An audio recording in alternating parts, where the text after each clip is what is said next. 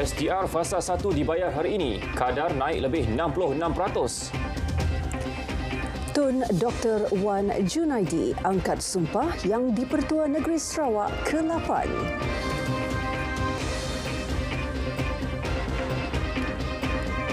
Assalamualaikum dan salam Malaysia Madani. 8.2 juta individu yang layak terima sumbangan tunai rahmah STR fasa 1 bermula hari ini dengan peningkatan bayaran melebihi 66%. Bayaran maksimum STR bagi isi rumah pada tahun ini ditingkatkan kepada RM500 berbanding RM300 tahun lepas. Perdana Menteri yang juga Menteri Kewangan Datuk Seri Anwar Ibrahim berkata, peningkatan ketara itu diharap dapat meringankan beban rakyat. Datuk Seri Anwar menerusi hantaran di Facebook berkata, beliau akur yang kesulitan kenaikan harga barang merupakan masalah utama membelenggu sebilangan besar rakyat. Bagaimanapun tegas beliau, kerajaan Madani beriltizam untuk memberi rakyat sejagat kehidupan yang bermaruah. Kunci kestabilan negara terletak pada kesaksamaan dan keadilan sosial seperti didamba dalam kerangka ekonomi madani. Perdana Menteri berharap penerima STR fasa 1 dapat memanfaatkan sebaiknya bantuan tersebut. Kementerian Kewangan dalam kenyataan sebelum ini memaklumkan penerima daripada kategori isi rumah berpendapatan RM2,500 dan ke bawah akan menerima RM500 melalui pembayaran STR fasa 1. Isi rumah berpendapatan RM2,501 hingga RM5,000 pula layak menerima RM100 hingga RM300. Penerima bagi kategori warga emas, tiada pasangan dan golongan bujang pula masing-masing akan menerima RM150 dan RM100. Bayaran bantuan awal persekolahan BAP sebanyak RM150 mula disalurkan kepada sekolah sejak awal tahun ini. Ia diagih kepada murid secara sekali bayar bagi memulakan sesi persekolahan bermula Mac nanti. Rata-rata ibu bapa menzahirkan rasa lega dan bersyukur atas bantuan itu yang meringankan beban mereka dalam menyediakan kelengkapan sekolah anak-anak. Dengan adanya bantuan ni dapatlah mengurangkan beban pada saya yang dia akan bermula sekolah pada bulan 3 ni nanti. Alhamdulillah dengan bantuan ni dapat meringankanlah kita untuk membeli barang-barang sekolah yang ada sekarang ni. Lagipun waktu sekarang ni banyak barang-barang dah naik, jadi sedikit sebanyaklah dapat meringankanlah kami pihak ibu bapa untuk menyediakan barang-barang keperluan di sekolah. Perlu untuk pembayaran anak-anak bersekolah kan. So kerajaan bantu pun kira bersyukur alhamdulillah lah untuk bantuan budak-budak ni. Macam saya, bantuan yang akan dapat ni saya lebih kepada beli barang-barang sekolah anak lah. Buku sekolah. Kalau ada sedikit lebih tu saya akan belikan dia stoking ataupun seluar sukan ke. Al-Sultan Abdullah Riayatuddin Al-Mustafa Billah Shah akan menamatkan tempoh sebagai Yang di-Pertuan Agong ke-16 esok. Di Pahang, persiapan rapi sudah diatur bagi memastikan keberangkatan balik baginda dan Raja Permaisuri Agong Tunku Azizah Aminah Maimunah Iskandariah berjalan lancar. Laporan Atira Haswah.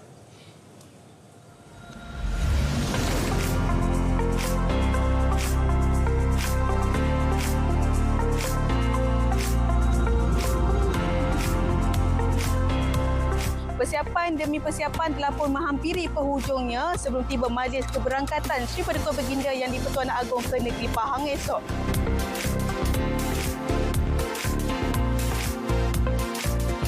Menurut Pengerusi Jawatan Kuasa Sambutan Istiadat Datuk Sabariah Saidan, perancangan teliti diatur bagi memastikan segalanya berjalan lancar.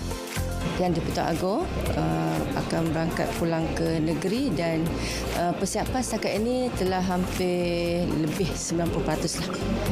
Tinggal hari ini kita cuma nak tinggal masuk perhiasan-perhiasan juga kerusi-kerusi untuk para tetamu yang akan hadir pada hari tersebut. Beliau yang juga Esko Kebajikan Masyarakat, Pembangunan Wanita dan Keluarga Negeri menegaskan demikian selepas selesai raktai penuh istiadat di Pangkalan Udara Kuantan. Petugas keselamatan akan ditempatkan di setiap sektor dan laluan bagi mengawal lalu lintas dan menjamin keselamatan rakyat yang dijangka memenuhi laluan perarakan diraja esok. Saya mewakili rakyat Malaysia lah, terutama rakyat Pahang, ingin mengucapkan selamat kembali Pahang, terutama Pekan, Kuantan, dan semoga baginda dikurniakan kesihatan yang baik, boleh mentadbir negeri dengan baik dan aman, sesuai lah dengan nama negeri Pahang ni, Pahang Darul Makmur. Hamba Patik rakyat Pahang mengalu-alukan kepulangan Tuanku bersemayam di negeri Pahang semula dan selamat berangkat pulang ke negeri Pahang Darul Makmur. Doalah Tuanku. Lama tak jumpa Angku. Nanti dia datang. Adik nak jumpa. Happy. Selamat pulang ke Pahang baginda dan amat berterima kasih atas permintaan baginda selama 5 tahun ini. Maju Malaysia. Raptai penuh istiadat turut mendapat perkenan Raja Pemaisuri Agong Tunku Hajah Azizah Aminah Maimunah Iskandariah mencemaduli ke Pangkalan Udara Kuantan. Dijangka lebih 10,000 rakyat jelata hadir bagi menzahirkan kerinduan terhadap Seri Paduka Baginda berdua. Atira Aswah, RTM. Dalam pada itu, bagi memberi laluan istiadat keberangkatan balik Al-Sultan Abdullah, 7 laluan di sekitar Ibu Negara akan ditutup penuh. Manakala 13 laluan lagi ditutup secara berperingkat bermula 6 pagi esok. Kita juga ada beberapa jalan lain yang akan ditutup mulai 9 pagi dan dibuka secara berperingkat, iaitu Jalan Damansara ke arah Jalan Parlimen, Jalan Sultan Abdul Halim ke arah Jalan Parlimen, Lebuh Raya Sultan Iskandar ke arah Jalan Parlimen, Jalan Kuching ke arah Bulatan Dato' On, Jalan Sultan Salahuddin ke arah Bulatan Dato' On, Jalan Kuching, Jalan Sultan Ismail ke arah Bulatan Dato' On dan Jalan Tun Perak ke arah Bulatan Dato' On. Manakala antara jalan ditutup sementara ialah Lebuh Raya Sultan Iskandar ke arah Jalan Damansara, Jalan Travers ke arah Jalan Damansara dan Jalan Sultan Hishamuddin ke arah Jalan Damansara. Orang ramai boleh menyertai lambaian kasih di sepanjang Jalan Parlimen hingga arah Bulatan Dato' On.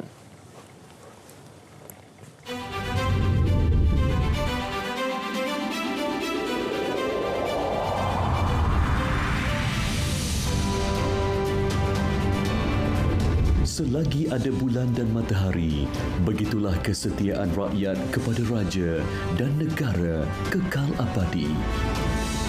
Ikuti istiadat keberangkatan balik sempena tamat tempoh pemerintahan ke bawah Duli Yang Maha Mulia Seri Paduka Baginda Yang di-Pertuan Agong ke-16.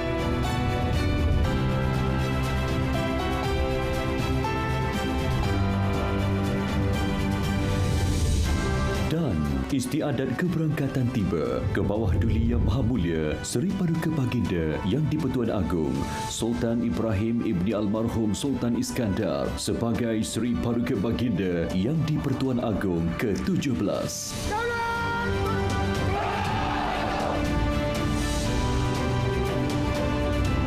Secara langsung di TV1, saluran berita dan RTM Klik.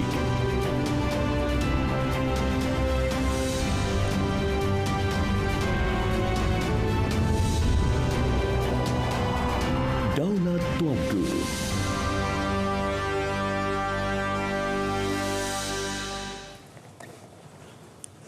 Tun Dr. Wan Junaidi Tuanku Jaafar mengangkat sumpah sebagai Yang di-Pertua Negeri Sarawak ke-8. Beliau mengangkat sumpah di hadapan Hakim Besar Sabah dan Sarawak Tan Sri Dato' Abdul Rahman Sebli. Disaksikan Premier Sarawak Datuk Patinggi Tan Sri Abang Johari Tun Openg. Hadir bersama Timbalan Perdana Menteri Datuk Seri Fadilah Yusof, Timbalan Premier serta Menteri-Menteri Kabinet Negeri. Terdahulu sejurus tiba di dataran pembarisan Kompleks Dewan Undangan Negeri, Tun Dr. Wan Junaidi menyempurnakan istiadat kawalan keselamatan utama. Tun Dr. Wan Junaidi, 77 tahun, dilantik sebagai Yang di-Pertua Negeri Sarawak mengikut Perkara 1 Perlembagaan Negeri Sarawak bagi tempoh 4 tahun bermula 26 Januari 2024 hingga 26 Januari 2028. Beliau menggantikan Tun Abdul Taib Mahmud yang menyandang jawatan itu sejak 1 Mac 2014. Tun Dr. Wan Junaidi menerima surat daripada Yang di-Pertuan Agong Al-Sultan Abdullah Riyatuddin Al-Mustafa Billah Shah di Istana Negara pada Jumaat lepas. Lebih 400 lokasi titik panas dikenal pasti berisiko mengalami kebakaran susulan ramalan cuaca lebih kering bulan depan. Justru bomba akan fokus terhadap kawasan Tanah Gambut, pusat pelupusan sampah pihak berkuasa tempatan PBT dan lokasi pelupusan sampah haram. Saya minta supaya masyarakat bersama dengan pihak media khususnya untuk mewar-warkan kepada publik untuk tiga-tiga tempat ni kita cakap dia tak perlu pun kita memulakan kebakaran kan, tetapi kalau ada individu atau kumpulan yang tidak bertanggungjawab memulakan kebakaran, kita mohon juga supaya dia maklum dengan kita dengan cepat. Kita buat pemantauan melalui sistem juga. Beliau berkata demikian pada sidang media Majlis Perbarisan Tahunan 2024 JBPM di Putrajaya. Tambah beliau, pihaknya turut bersiap siaga dari segi aset dan keanggotaan untuk menghadapi musim kering. Keperkembangan banjir. Situasi banjir di Terengganu hampir pulih ekoran cuaca baik di setengah tempat. Jumlah penduduk terjejas adalah 521 orang daripada 170 keluarga. Kini masih ditempatkan di 3 PPS di Dungun. Kebanyakan penduduk juga mula pulang ke rumah secara berperingkat bagi membersihkan kediaman yang ditenggelami lumpur. Sementara itu, di Pahang, penduduk terjejas banjir menurun kepada 22 orang melibatkan daerah Rompin. Mereka kini berlindung di PPS Balai Raya Rekoh. Dan di Johor, 9 keluarga melibatkan 29 penghuni berlindung di PPS Sekolah Kebangsaan Mawai, Kota Tinggi.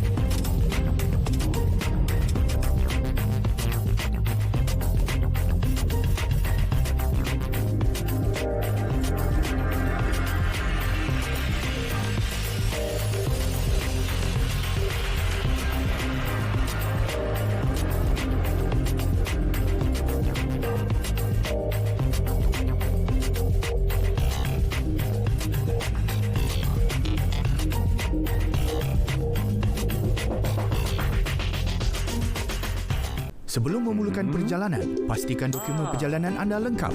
Kekalkan jarak sekurang-kurangnya 10 meter dari kenderaan depan. Jika anda ingin memotong kenderaan besar, berwaspada dengan titik buta. Suruhanjaya Integriti Agensi Penguatkuasaan mengendali aduan orang ramai dan menjalankan siasatan mengenai salah laku pegawai penguatkuasa dan agensi penguatkuasaan dengan tegas, telus dan efisien. Sila layari www.eaic.gov.my. Bertemu kembali. Geran bantuan kewangan bernilai RM4 juta disalur perkeso kepada 37 pertubuhan bukan kerajaan NGO dan institusi lain untuk mempertingkat aktiviti dan inisiatif pencegahan kemalangan industri. Kita nak supaya mereka ini terlibat dengan membantu kita bagaimanakah kita nak menyelesaikan masalah yang sering berkait dengan kemalangan di tempat kerja, kemalangan waktu perjalanan ke tempat kerja. Menurut beliau, aktiviti dan langkah pencegahan khusus perlu dirangka memandangkan angka kemalangan direkodkan perkeso pada tahun lalu sangat tinggi, iaitu 82,876 kes. Bagi tempoh sama, 1,060 kes kemalangan maut dilaporkan dengan punca kemalangan industri menyumbang kepada 310 kematian. Suruhanjaya Perdagangan dan Pertanian yang juga kumpulan penasihat pakar kepada Kerajaan United Kingdom UK menyifatkan minyak sawit Malaysia sebagai mapan. Badan itu dalam laporan terbaharunya menyatakan langkah mengenakan cukai berkadar sifar dapat memberi manfaat bagi komoditi itu. Analisis pakar turut menyimpulkan skim pensijilan minyak sawit mapan MSPO memenuhi dan melebihi keperluan perundangan UK. Bahkan menawarkan faedah kepada negara berkenaan jika lebih banyak minyak sawit Malaysia dieksport. Majlis Minyak Sawit Malaysia MPOC berkata, laporan berkenaan membuktikan komitmen negara terhadap usaha kemapanan yang jelas. MSPO merupakan piawaian tertinggi bagi pensijilan lestari komoditi terbabit dan memberi jaminan kepada pengimport dan pihak berkuasa UK. Lembaga Tabung Haji TH menawarkan hadiah pakej umrah dan wang tunai untuk pendepositnya menerusi 5 program menarik sepanjang tahun ini. Program berkenaan ialah Al-Falah, Carom dan Simpan, Bijaknya Menabung, Terpaling Sayang dan Auto Simpan @Tijari. Bagi program Al-Falah, Bijaknya Menabung serta Carom dan Simpan, pendeposit hanya perlu menambah simpanan tanpa melakukan transaksi pengeluaran untuk penyertaan. Program Al-Falah terbuka kepada semua pendeposit berumur 18 tahun ke atas dengan tambahan simpanan serendah RM100. Pemenang dipilih melalui 4 siri cabutan sukuan dan 2 siri cabutan utama dengan jumlah keseluruhan hadiah bernilai RM300,000. Selain itu, program Carom dan Simpan menawarkan hadiah pakej umrah dan pelbagai hadiah lumayan. 2 siri cabutan akan dibuat untuk mencari pemenang utama mengikut kategori masing-masing.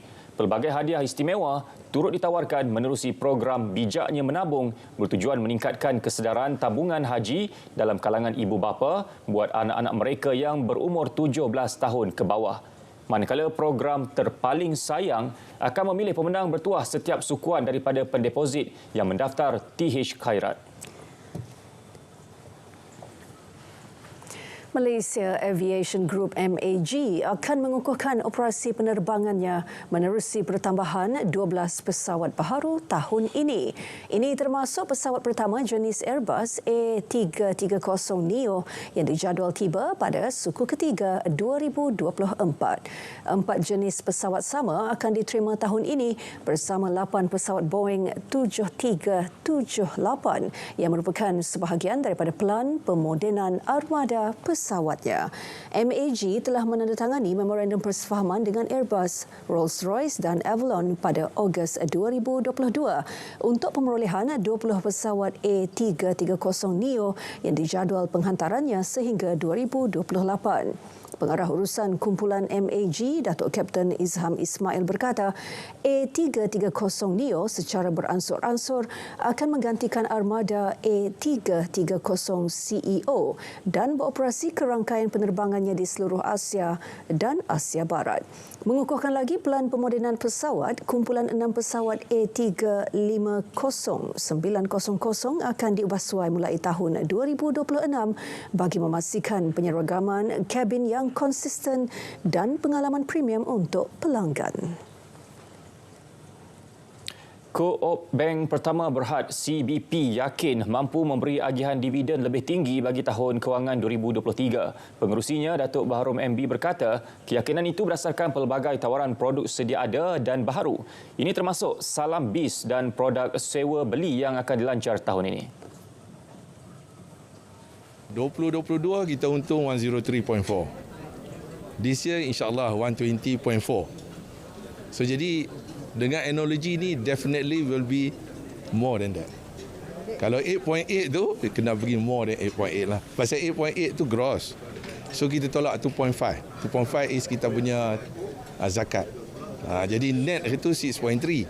So could be insyaAllah more than that lah.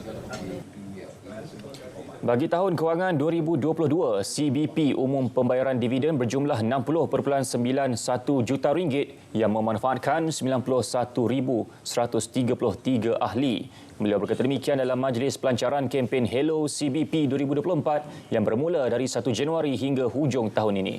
Salam Bis akan dilancarkan dalam suku pertama, manakala produk sewa belinya pada suku ketiga tahun ini. Hadiah lumayan bernilai 1.3 juta ringgit ditawarkan Perbadanan Tabung Pendidikan Tinggi Nasional PTPTN menerusi cabutan WOW Simpan SSPN 2024. Ini termasuk 3 buah kereta, 3 motosikal dan wang tunai melalui 5 siri cabutan. Bermula 1 Januari hingga 31 Disember ini.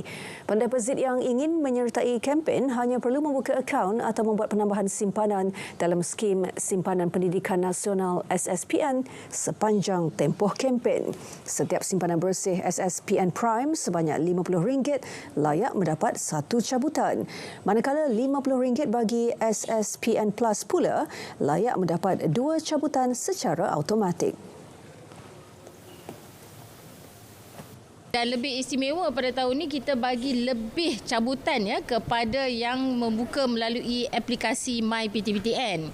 Tujuan kita adalah untuk menggalakkan rakyat Malaysia untuk menabung dan menggunakan aplikasi yang kita sediakan supaya mereka tak payah nak kena pergi ke cawangan, ke kaunter. Mereka hanya boleh membuat transaksi melalui aplikasi MyPTPTN.